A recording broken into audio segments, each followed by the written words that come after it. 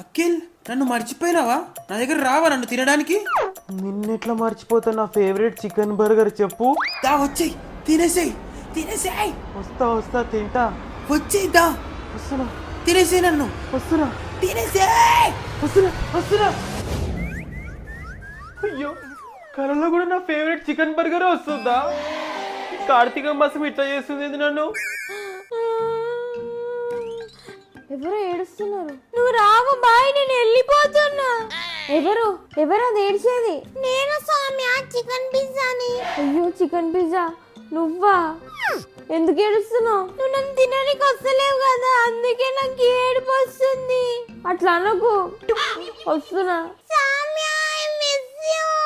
No no no, ఇదంతా కలనా?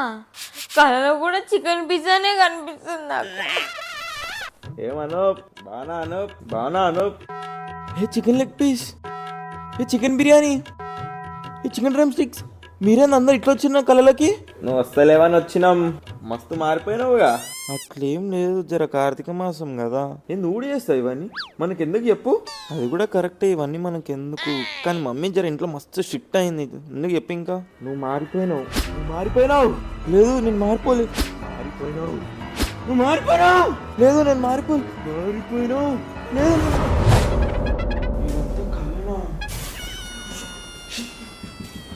రాత్రి నా కళలో బర్గర్ వచ్చింది తెలుసా?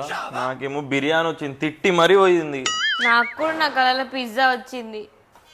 ఏందిరా మన గతి ఇట్లా అయిపోయింది. అఖిల్ బెట్ట, చెప్పు మమ్మీ. నేను చాలా ఆలోచించినారా. నీకు ప్రోటీన్ చాలా ఇంపార్టెంట్ కదా. నువ్వు జిమ్ కోతావు కదా, నీకు ప్రోటీన్ చాలా ఇంపార్టెంట్. చూడు మసిల్స్ కూడా ఎంతగా లూజ్ అయిపోయినాయి. అవును, ఈ కార్తీక మాసం వల్ల నువ్వు చాలా సన్నగా అయినావు.